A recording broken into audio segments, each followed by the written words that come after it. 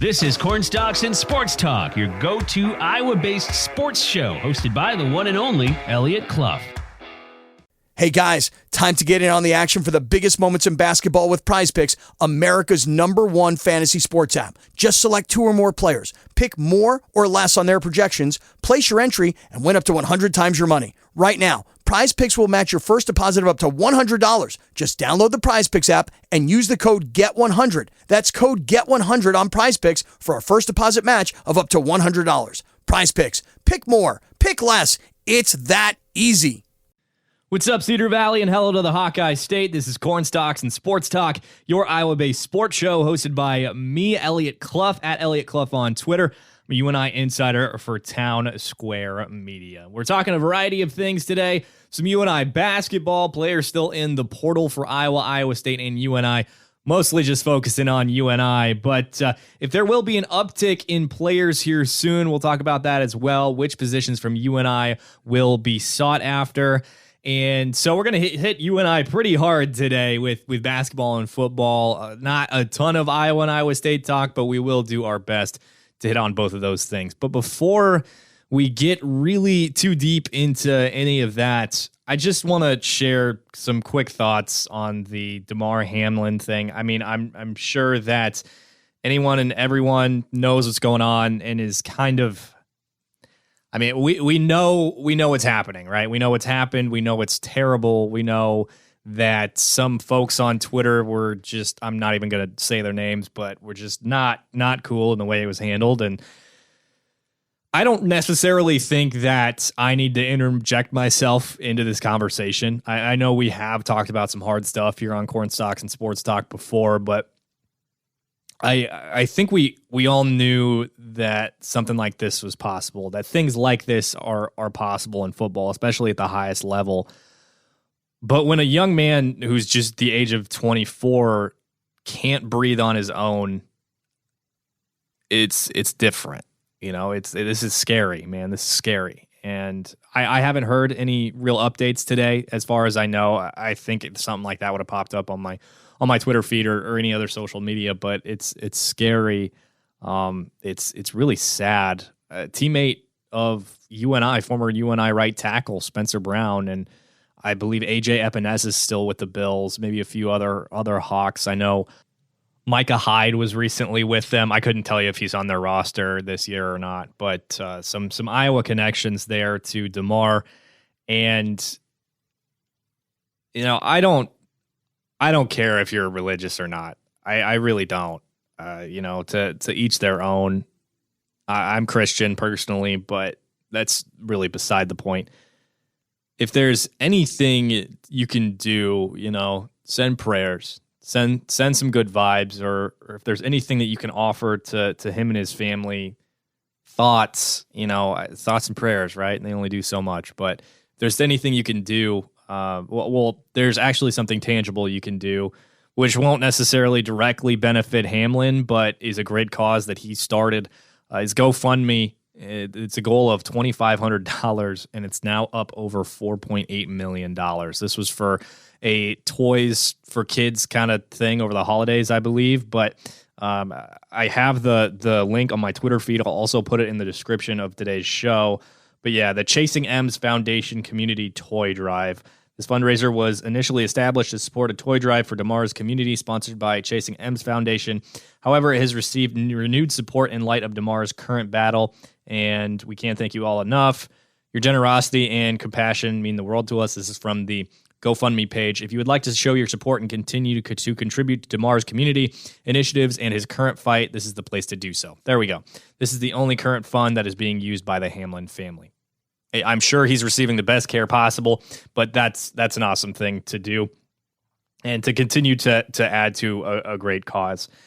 And again, that'll be in the description on wherever you're listening, Apple Podcast, Spotify, Google Play, KOEL app, what have you.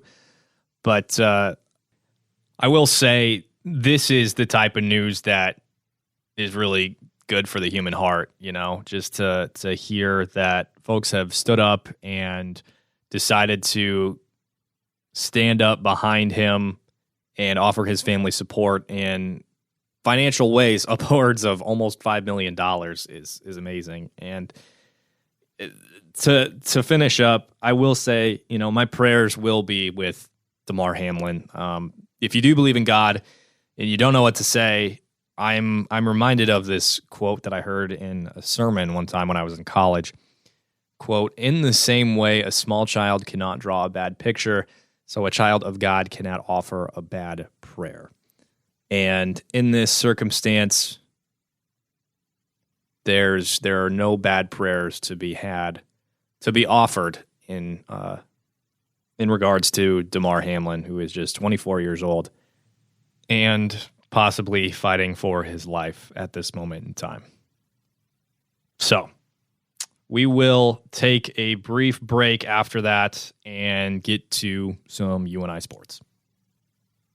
Hey guys, time to get in on the action for the biggest moments in basketball with Prize Picks, America's #1 fantasy sports app. Just select 2 or more players, pick more or less on their projections, place your entry, and win up to 100 times your money. Right now, Prize Picks will match your first deposit of up to $100. Just download the Prize Picks app and use the code GET100. That's code GET100 on Prize Picks for a first deposit match of up to $100. Prize Picks, pick more, pick less. It's that easy. And we're back here on Corn Stalks and Sports Talk, talking a little UNI basketball on this second segment. More specifically, a couple players that we've seen step up big time over these last few games.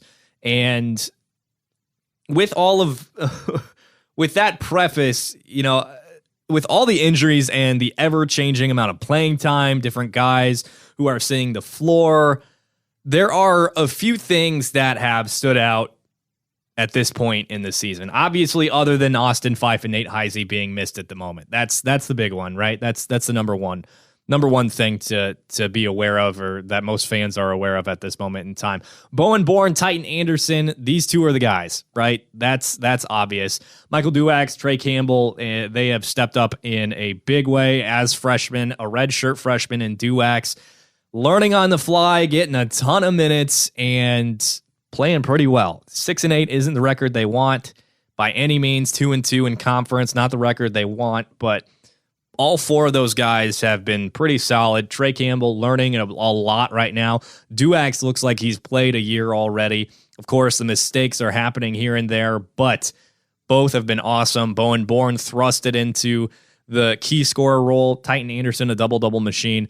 I've been impressed with all 4 of them so far this season. But the one thing that might, I don't want to say shock anyone, but has come to the surface as of late, especially over these last few games, when he has been a little more healthy.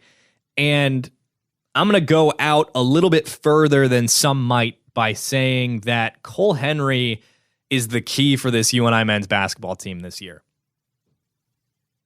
Not only has he played really well in stretches over these last few games with his health starting to regenerate. Of course, he's still working on that. It's not 100% as he said, that ankle injury that he's dealt with so far this season. But Cole Henry hasn't just impressed over these last few games.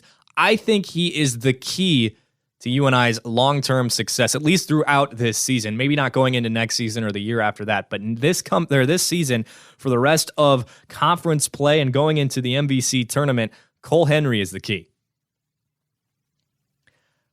I think that's it. I think those are the 3 things that are 4 things, I guess, that are obvious at this point.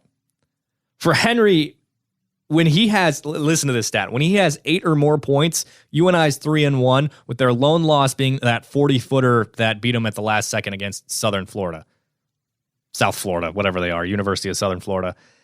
In those games, he played 20-plus minutes, and I believe there's another stat here, which we will get to. 7 rebounds or more, they are 2-0 as well for Cole Henry. 7 rebounds or more, and UNI basketball is 2-0 in those games. Granted, again, that's a small sample size, but you're really only dealing with small sample size at this point in the season with this young of a team. Of course, Bowen, Titan, those are big sample sizes. Austin Fife has a big sample size. Nate Heisey has a big sample size. But with the roster as it's currently constructed, in terms of health, in terms of who's getting regular playing time, these are not things to be ignored. I have never seen Cole Henry play like that prior to this season. Last year, he was getting time. Of course, Noah Carter ended up filling that spot at the 5. Austin Fife, when he could get out on the floor and play some consistent minutes, he was out there at that 5 position as well. Cole Henry did at the beginning of the year, but not so much as the season progressed. But Cole has not only been what we expected him to be in terms of filling that 5 spot, being a serviceable big under the basket for the defense, being a facilitator, in that top pick and roll offense, flow offense that they like to run at UNI. He's been aggressive around the basket too. And aggressive to a fault at times, I will say that. But when he has been aggressive, smooth, and confident around the basket, he looks like an all-conference type of player. He does. It's an absolute travesty that game against Towson was not televised, because that was the best I've ever seen Cole Henry play at the collegiate level. He looked to score and to pass. He's getting boards. And honestly, in that game, at certain points, he looked like he was the best player on the floor. Not Bowen Bourne, not Titan Anderson. Cole Henry looked like he was the best player on the floor. Looked like he could do no wrong. I think he went 6 of 7 from the floor, only missed 1 shot, if I'm remembering correctly, had 7 rebounds. And I'm going to pull up those stats, but I have no reason to mislead you regarding that game. I mean, you can look at the box score right now. He scored 15 points in 20 minutes, 6 of 7 from the floor, and 3 of 4 from the free throw line with 2 rebounds, a steal, and he ended up finishing with 3 turnovers and 2 fouls, but I believe that was more so in garbage time for Cole, maybe a few early on. But St. Bonaventure was good too, 9 points in 27 minutes, 4 of 7 from the field, 1 of 3 from the free throw line, 7 rebounds, 6 assists in that one. And then Illinois State, he scored 8 points in 22 minutes, 4 of 8 from the field, 0 of 1 from the free throw line, 7 rebounds in that one too, 2 assists, so and a steal to boot. So I have just been absolutely... I don't necessarily want to say flabbergasted, because Cole has shown his dedication to the game. He's shown he's an athlete. He's shown he can be a crazy good passer, but he's clearly worked on all the other facets of his game. Coach Jake knew that they were going to have to lean on him this year, especially given that Fife was out at the beginning of the season, and he has played so well as of late. I am going to make that leap and say that he is the key to their success, because when he plays at that high level, UNI is a high-level basketball team. As high as a level as they can be right now, with the amount of youth, with the amount of players they lost last season, with their best scorer being 5'11", with Titan Anderson being 6'6", and effectively having to play the 5 spot at times and be the best rebounder in the conference, just under 10 rebounds a game, double-double machine. When you have these circumstances, Cole Henry is the key. And he's been coming off the bench. Sooner or later, I'm going to have to ask Coach Jake about the plan if Betts will continue to start, if Cole continues to play this well. Not a referendum on James Betts. I think he's been solid this year. He's done what you asked him to do. But Cole Henry has been playing at a very high level. And when he plays at that high level, he's really good. And whether or not Coach Jake thinks that he's really good and the team's really good, obviously high level, really good. And so when he's playing at that level, maybe you want him to come off the bench. Maybe you like that spark plug with that second unit. Maybe you like what he's doing there and you still like the fit with James Betts as the starter. I don't know. I'm going to have to ask Coach Jake about that after this coming game, assuming Cole Henry continues to play well. But the way that he does that is he remains aggressive but doesn't force shots. He's forced shots a little bit over these more recent games too, and he's also been forced the ball a few times. Bowen rushing some passes here and there. He's the guy, obviously, right? He's the scorer on this team. He's the straw that stirs the drink, if you will. But part of that is not forcing those passes into the interior, into Cole Henry, down low, and putting him in a situation where he has to put up a shot, or he makes the decision to force the shot himself.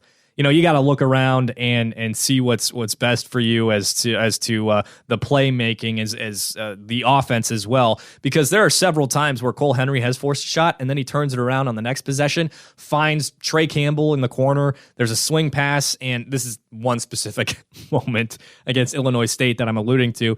He found Campbell in the corner, I believe it was swung around. Bowen launched a three and he was fouled and he made all 3 shots. That takes this offense to another level when they're able to move that ball like that, and you're not forcing a shot on the interior with your 6'9" guy. But if Cole finds himself in a one-on-one scenario, he's probably going to score in just about every time. If somebody drops from the wing or from the corner to help and he finds that pass, this team's offense is just going to move so much more fluidly. Guys are going to score. They're going to get open shots. And as we've seen this season, the open shots don't always equal made shots, but open shots are better than contested shots, right? And so, I mean, that's just offense too. Like, he's the only playable guy right now because of health that's taller than 6'7" that you can have be a rim protector offensively. And with his athleticism and length, that's really important to have on the inside of your defense protecting the paint. I mean, you have a true big there. That way you can play Titan at the 4, and you can just surround them with 3 other shooters. And Titan's shown he can extend his range in terms of shooting. He's hit a few threes this year. So you surround them with shooters with Bowen, Trey, and either Duax, Drew, Daniel, or Landon Wolf, and you've got your lineup right there. That could be supposedly your death lineup, and you can intermingle that, see how you like it with Ege in there if he proves to be a shooter, which we'll talk about here in a second. But Henry has developed big time in terms of his defense too. Obviously, UNI likes to hedge the screen at the above the perimeter, and he has shown his ability to defend the pick and roll has grown drastically. I don't know if their base defense has changed at all. They run man, that's just what they do. But I've been impressed with what he's done in terms of his growth this season defensively too. He's the key, man. He is the key. I'm excited to see how he continues to grow and, hope for his health. Now, one more so unknown that surprised me and a lot of people in that game against Illinois State this weekend was Ege Peksari, man. Ege coming in from Turkey this offseason, getting that scholarship and joining the team. And he's played sparing minutes here and there, like 2 or 3 minutes, 4 minutes in a first half and then be done. But he got 17 minutes against Illinois State in that last victory for the Panthers. And he didn't look bad. There are a few moments, sure, right? Like there was one moment he didn't communicate on a switch, right? That was something that I was concerned about, but he did it. And then a few possessions later, he fixed it. And that is a Coach Jacobson player right there. That's a coachable player that wants to learn, that wants to get better, that wants to improve on defense because Lord knows he needed it. If you saw any of Ege in some of those first few games, defense was not his forte. We will say that, and I think Ege would agree with us on that. But that communication was huge to me. He was great in help defense, and that's just incredibly encouraging, right? I mean, to have a guy who came in, was more or less unplayable because he couldn't play defense, to grow that massive amount in just 14 games is huge. Now, do you want him in one-on-one situations? Absolutely not. But his help defense and his communication have drastically improved.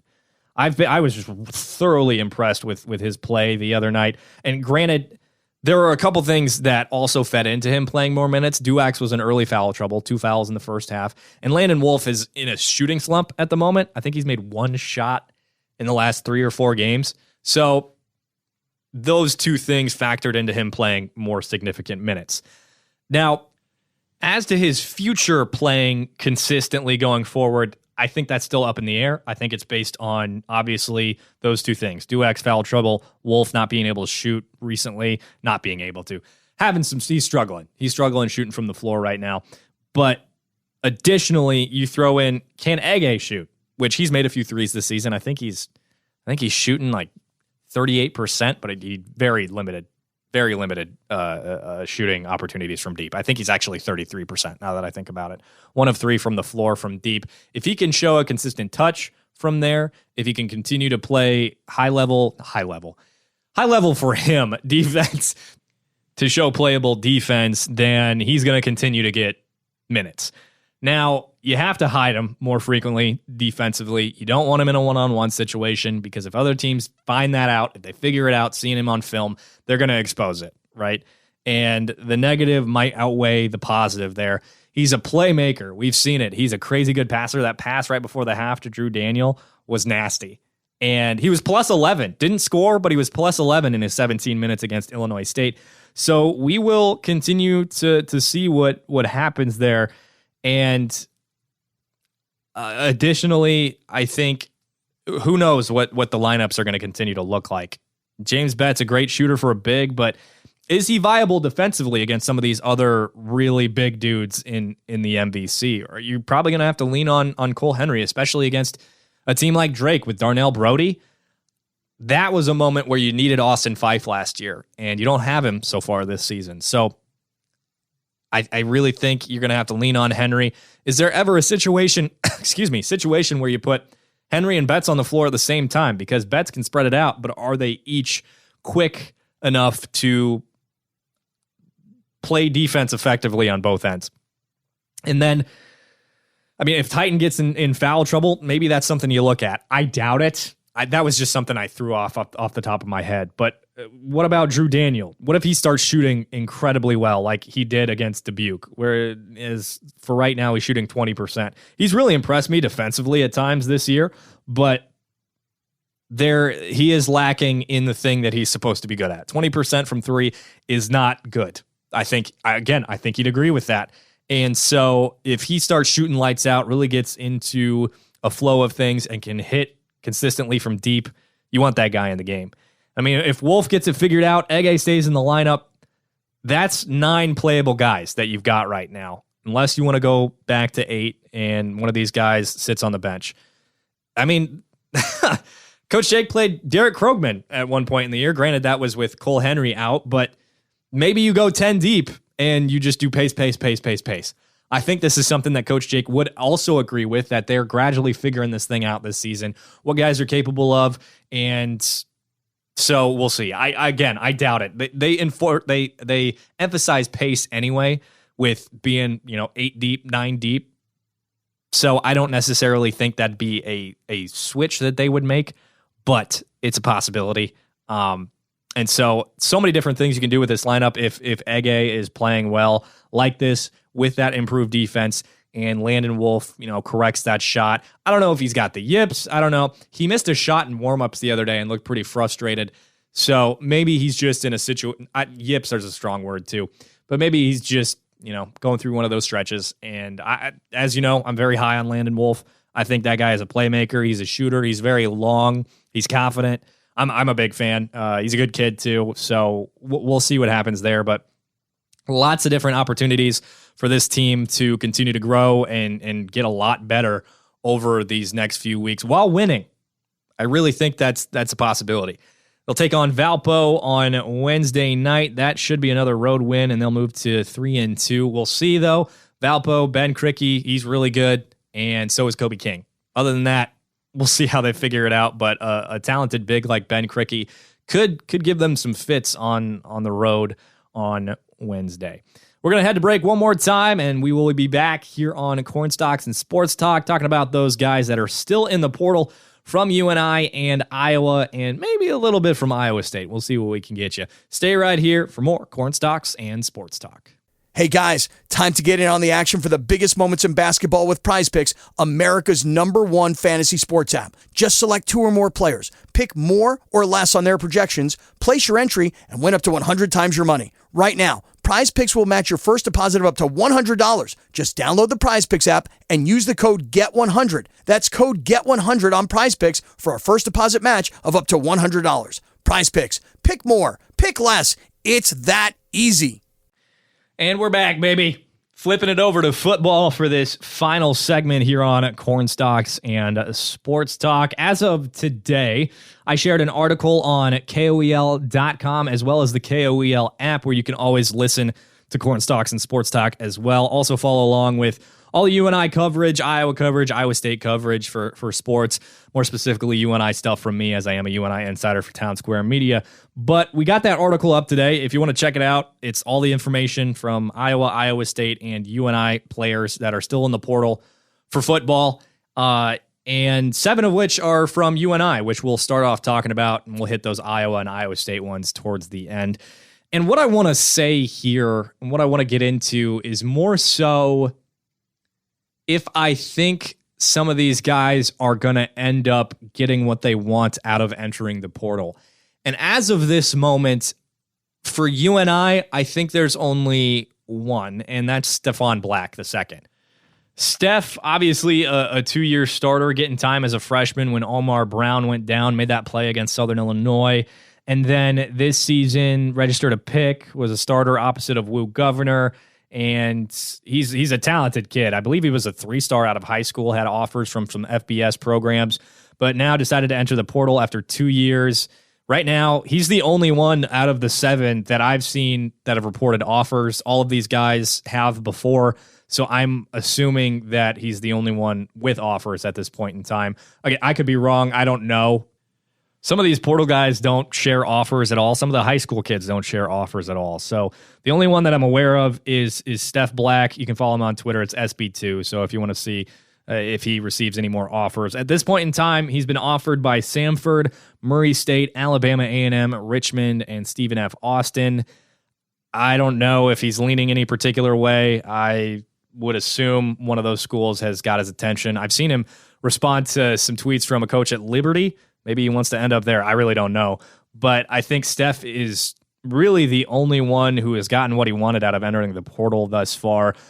Other than that, the other 6 are linebacker Penny Naulu, cornerback Miguel Edwards, wide receiver Peter Udoibach, quarterback Matt Morrissey, wide receiver / running back Terrence Kamara, and cornerback Jonathan Phoenix. And we've talked about all these guys entering the portal before, right? Now, in terms of... Well, also, before we get to that, Reed Snicker also entered the portal and ended up at D2 Davenport University, which I believe is in Michigan. And he reported all of his offers. I think the only D1 he got was Drake, but they don't offer scholarships in the Pioneer League, so I guess not technically an offer. It depends on how you want to look at that. But he ended up finding the school that he wanted to be at, which is Davenport University. Now, of these 6 remaining guys, I think the biggest surprise to me that entered the portal would have been Terrence Kamara, just because Quan Hampton and Deion McShane both graduated this year, and the only returning slot guy with some experience is Sam Schnee. Of course, they brought in DJ Hart as well from North Dakota State, who will, I assume, fill that void, and maybe they just went out and got that guy because Kamara entered the portal. So I don't know, but Kamara was really good at running back, in my opinion, against Western Illinois. I think he showed some real talent, real promise. I don't know. Maybe he just doesn't want to keep switching positions. I have no idea what went into his decision to transfer. I believe he has 2 years left, 3 years left. He's the one guy of this list that I look at and say, I know for sure he could help a football team as soon as possible, because he's small, but he's quick. He could be a great third down back. He could be your slot receiver. I didn't see a ton of UNI practice this year, but I saw a decent amount of drops from him. But I also, in his film, he put up some pretty cool stuff in terms of making some pretty talented catches. So I don't know. I think that if there is a guy that's going to end up somewhere and could really be successful, it's him. I'm surprised Western Illinois hasn't offered, because he shredded them when he got some significant time 2 years ago. Granted, it's a new staff, but still, they lost their small guy, Jalen Reed, to the portal, and Terrence Kamara is better. So we'll see where he ends up. Other than that, I said Kamara really being the only guy. That's not true. Matt Morrissey can sling it. And I think that probably not a high-level FCS team would go get him, but an FCS team would. He is probably talented than more talented than a decent amount of starters across the FCS. He just was not going to usurp Theo Day's starting position this offseason. Nobody would. I don't care if you're Lindsey Scott. I don't care if you're an FBS transfer coming down to the FCS and you think you have a shot to take Theo Day's job. That's not happening. As long as Bodie Reeder's around, Theo Day's the guy. And as much as Coach Farley loves a good quarterback competition in camp, it's going to be Theo Day in 2023. Now, that might be indicative as to how talented Matt Morrissey is. Somebody could go out and get him, and he played really well for them for 2 years, and who knows after that. But the thing that would maybe make me pause in regards to Matt Morrissey is because he's a quarterback, and you'd have to have him come in and learn a playbook. And he didn't commit anywhere or sign anywhere during the early signing period, and so he might not be able to go to his next school until the fall. Granted, this eligibility transfer stuff is weird, so I could be wrong about that. And then I throw Peter Udoibach in there because he is a FBS transfer. Granted, he was a preferred walk-on at Minnesota, but he is an FBS transfer, and he was a second-string receiver with the Panthers this season during camp, and then going into the season, he was moved down to the third string. Is that because of somebody just being better? I would assume so. Wide receiver group, super talented, super deep from last season, and he's probably just frustrated with that. Maybe things just didn't go his way following. So I think Udoibach could end up somewhere and really help somebody out too. He was somebody I was excited about last season. So, with that said, he hasn't received any offers. So who's to say about that? And then in regards to the other players, this is my personal thinking. I don't know if this is true. I would imagine it is.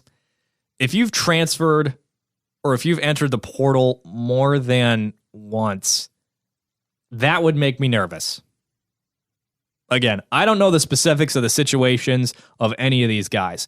If you enter the portal more than one time and you spend less than, a semester somewhere, I don't know that I want to bring you in and have you be a part of my football team. And I think that's a fair way of thinking. It's a fair philosophy. It's a fair expectation of coaches at the D1 level, because who's to say if this guy created his own problems, if he's a guy that won't buy in, if he's a guy that is impatient and wants to play right away and assumes he's going to get it because he was at an FBS level before. Who's to say? I don't know. I've never been an FCS or an FBS head football coach, but that would make me nervous. I mean, if you're spending a semester or less at a school that has the reputation of a program like UNI,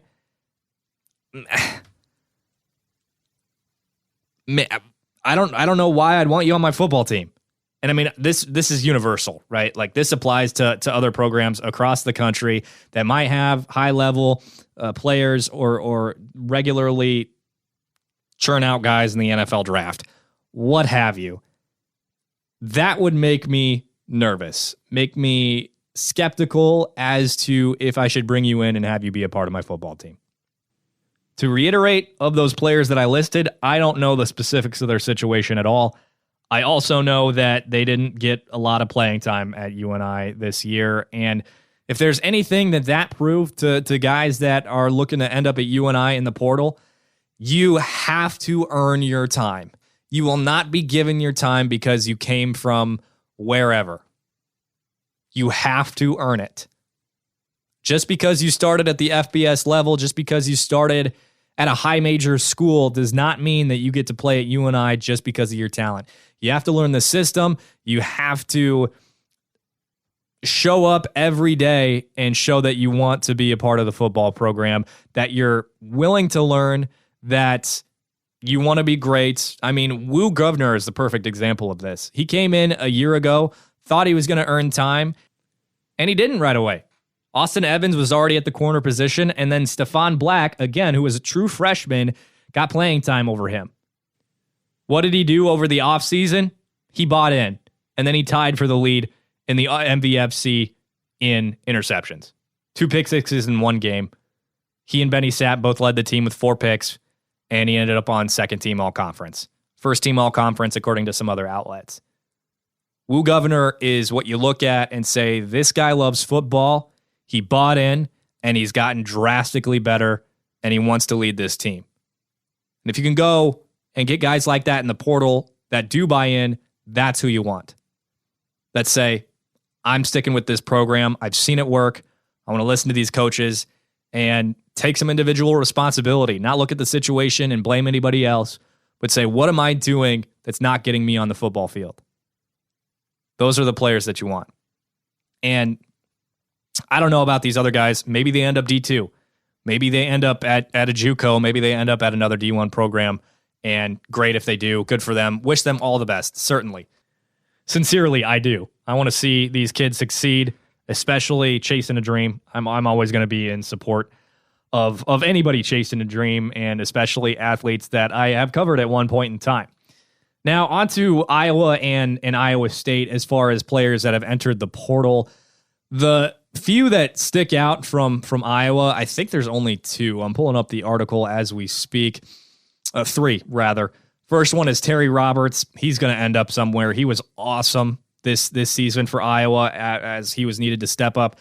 He's heard from and received offers from Arkansas, Wisconsin, Michigan State, West Virginia, Penn State, and James Madison in Minnesota for FBS programs. I think Georgia Southern's actually FBS too, and so is UMass. So the only FCS programs to offer Terry Roberts were UNI and Delaware. I imagine he'll end up at one of these bigger schools and get a year of playing time and really increase his draft stock, even though it was already probably decently high after what he's done, but show that he can stay healthy and really play well. And then there's Arlen Bruce.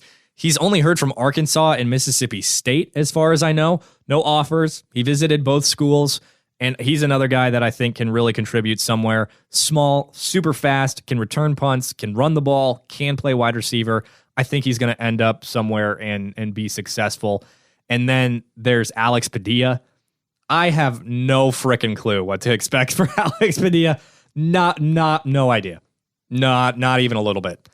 I would love to see him succeed again. Same deal. Never want to root for anybody to not succeed, but I just genuinely have no clue if he's going to end up somewhere at Group of 5 at an FCS level. I think he showed that he's not a Power 5 level guy. I think that's fair. Even in the Brian Ferentz system, I don't think he's going to end up anywhere necessarily where you see him play a lot, especially at a Power 5 school. Maybe he'll get some time at a Group of 5 school, go back to where he's from in Colorado, play for Colorado State. Lord knows they could use some talent. And then other than that, the only way I see it shaking out, him getting some real time is at the FCS level. I just don't think he showed enough to be a guy that a Power 5 school looks at him and says, hey, he can be our starter, you know? So that's it for Iowa as far as notable guys. Carson May entered the portal today as well. Big dude. He's got 4 years of eligibility left, but the only other 2 schools that offered him when he was in school when he was in high school were Western Michigan and Old Dominion. So I don't necessarily think that plays well to him receiving any big time offers out of the portal. Again, I honestly think the best bet for him would be to go Group of 5 or FCS as well. When you're at Iowa, it's just not conducive to other programs saying, hey, he played quarterback at Iowa. We really want that guy. You know, it's just true. You know, and Carson May could very well be nasty, be really good for all I know. But if you're behind Petrus and Alex Padilla and Joey Labus, even as a true freshman, we'll see. Maybe Western Michigan comes out and Old Dominion comes out with an offer. I think I saw an article from 24/7 Sports that said he was starting to be pursued by some Power 5 schools, but Iowa came out with the offer right away, so that's where he committed. Big dude. I think prototypical size for a quarterback. He's going to be tough to tackle, and I'm assuming he can launch it. He looks like a Nate Stanley, Spencer Petras sort of prototype that Kirk Ferentz has brought in to play quarterback at Iowa. Now for Iowa State, as far as guys that are still in the portal, you know, Deion Silas entered. He's going to Rhode Island. the only name that I even remotely recognized looking initially at these players would be Sean Shaw, who played wide receiver for 5 years at Iowa State. Over that time period, he caught 61 passes for 680 yards and 9 touchdowns. So that's an FCS guy to me, given that, the production wasn't huge. But this is a guy that I think can step into a pretty solid FCS program, play some slot, and maybe return punts too. I think he'll be good. And wherever he ends up, probably, again, group of 5, more likely FCS. And then it's Mason Chambers, who's a safety, and Tavon Kyle, who's a defensive back for Iowa State. Tavon Kyle was really experienced for them. He earned honorable mention Big 12 honors in 2019 and 2020. And then his playing time just fell way off. He's only got 1 year of eligibility left. But over his time period with the Cyclones, he registered 76 tackles, 7 tackles for a loss, 12 pass breakups, and an interception. And then safety Mason Chambers played a lot of special teams, but also got 2 starts at safety in 2022. He's received offers from Abilene Christian, Incarnate Word, and Louisiana Monroe so far. UNI is in a position where I thought they were going to sign a defensive back that didn't sign at the early signing period. I was told that something went awry with that. They wanted to wait for him to sign until the following semester. He's since received a couple more offers. So I don't know what's happening there, but maybe UNI goes out and gets a guy like Tavon Kyle, who was honorable mention Big 12 twice, played some serious cornerback minutes at the Big 12 level and played pretty well, and only has a year left of eligibility. You throw him in at that corner spot where Stephon Black was, and maybe he's your guy. And this is speculation. I know nothing about an offer or anything to any of these players from UNI. As far as I know, since the new year, UNI has not offered any new players in the 2023 class, whether transfer portal or high school guys. So we'll keep tabs on that. Of course, Ethan Petrick from the Waterloo Cedar Falls Courier, who's a regular guest here on Corn Stalks and Sports Talk. He's always right on top of that. He usually beats me to that stuff. But if anything crazy happens, we'll definitely share on that. Of course, Kyle Conrady, who's a 5-star kicker, just committed to Iowa or UNI, which is wild. Definitely didn't see that coming. I believe he's the first 5-star out of high school to commit to UNI. Granted, he's a kicker, but he will be a Panther as of right now. He's verbally committed. So we will see if he stays committed. He has tagged a few other coaches and stuff like that in his few workout videos that he's posted online since committing. So do with that what you will. UNI is one of the few schools that has offered him a scholarship out of high school. That doesn't usually happen unless you're a really freaking good kicker. So do with that what you will.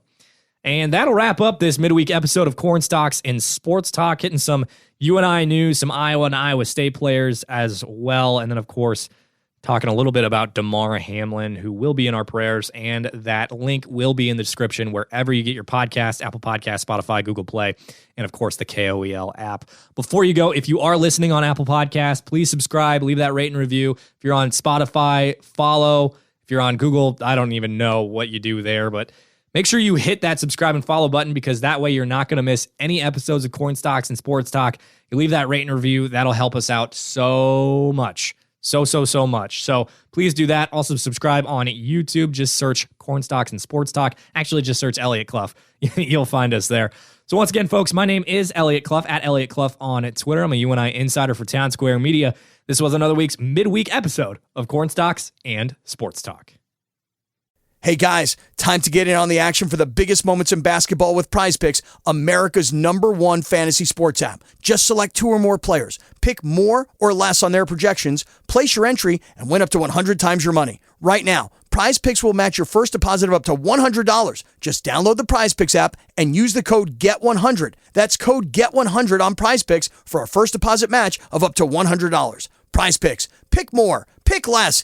It's that easy.